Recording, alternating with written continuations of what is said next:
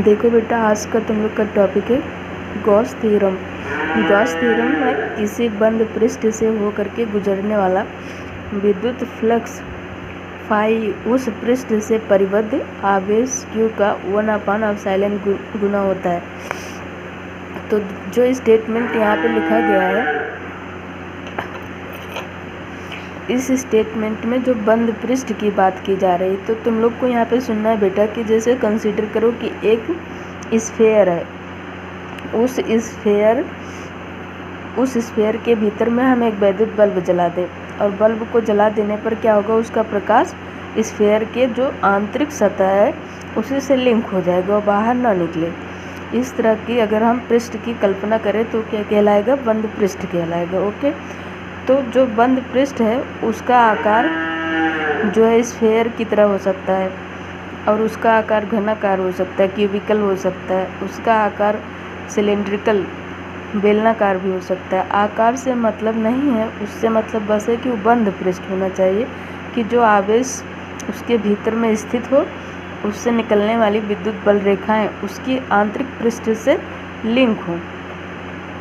Okay, तो चलो देखते हैं। तो अभी इसमें लिखा गया है कि किसी बंद पृष्ठ से होकर गुजरने वाला वैद्युत फ्लक्स फाई ई उस पृष्ठ से परिबद्ध आवेश Q का 1/ε गुना होता है। और तुमको ये प्रूफ करना है फाई ई बराबर closed integral of E d s is equal to Q/ε0। यही तुमको प्रूफ करना है।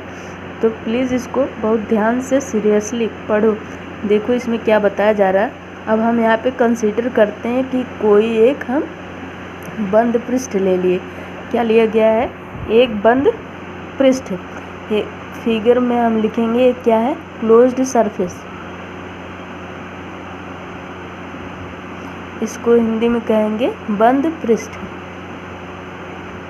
और इसका सेंटर O है और यहाँ पे +Q चार्ज रखा गया है।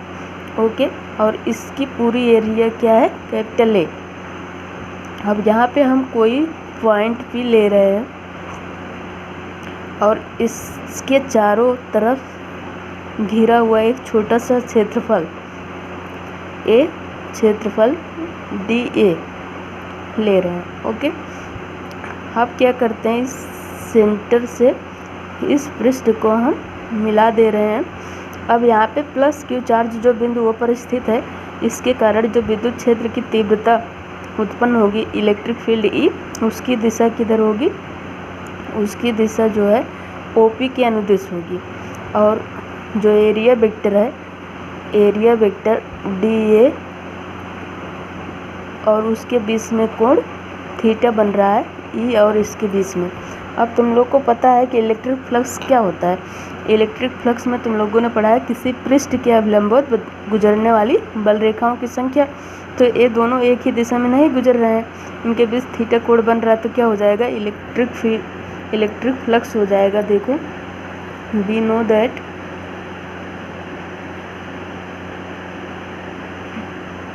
Electric flux phi E is equal to क्या हो जाएगा बेटा, E.ds।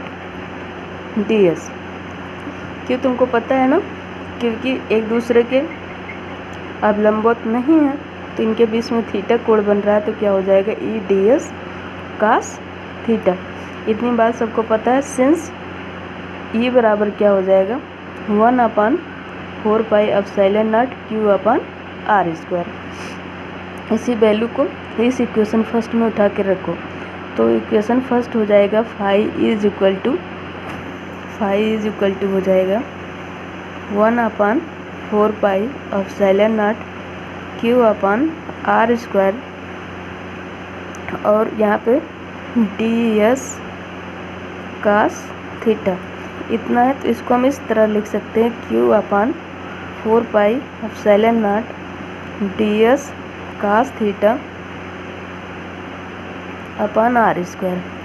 और क्योंकि तुम लोगों ने स्टेरेडियन घन कोण में पढ़ाया था तुम लोग को, ds या da कुछ कहो, दोनों चीज़ एक ही है, ds cos थीटा r²। ये क्या होता है, डी ओमेगा के बराबर होगा। अब जहाँ पे d s cos theta upon r square, वहाँ पर हम डी ओमेगा रख देंगे और इस वैल्यू को रखने पे क्या हो जाएगा, Q upon 4 pi epsilon not. अब यहाँ पे डी ओमेगा, इसको डी फाई ही लिखते रहो, डी फाई मतलब उस छोटी सी एरिया जो पी के अराउंड है उसी का इलेक्ट्रिक फ्लक्स है डी फाई। अब पूरी एरिया के लिए अगर हम निकालेंगे, अब इसको लिख लो फार स्मॉल एरिया डी ए, दिख रहा है फार स्मॉल एरिया डी ए के लिए है। अब फार complete area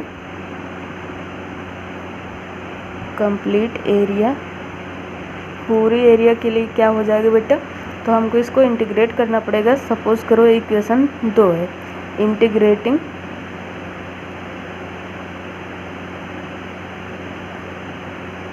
equation 2 we get, यहाँ पे हम देख रहे हैं तो क्या प्राप्त हो रहा है, इसका इंटीग्रेशन करेंगे डी फाई का, तो Q upon 4 pi epsilon not, एक कांस्टेंट बाहर आ जाएगा और डी ओमेगा की जगह पे हमारा क्या आ जाएगा 4 पाई। पूरे पृष्ठ के कारण जो अंतरित होता है घनकोण 4 पाई आया था, याद होगा, 1/4 पाई एप्सिलॉन नॉट, यहाँ पे क्या हो जाएगा 4 पाई, तो 4 पाई से कैंसिल हो गया और यहाँ पे आ जाएगा फाई डी फाई का इंटीग्रेशन। तो देखो प्रूफ हो गया, फाई ई बराबर Q upon epsilon not, hence proved,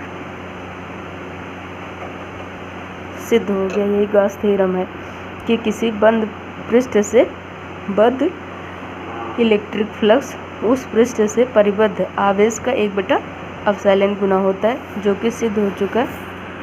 पूरा वीडियो भी क्लियर दिख रहा होगा बेटा। ओके, कोई प्रॉब्लम हो जहाँ पे पूछना।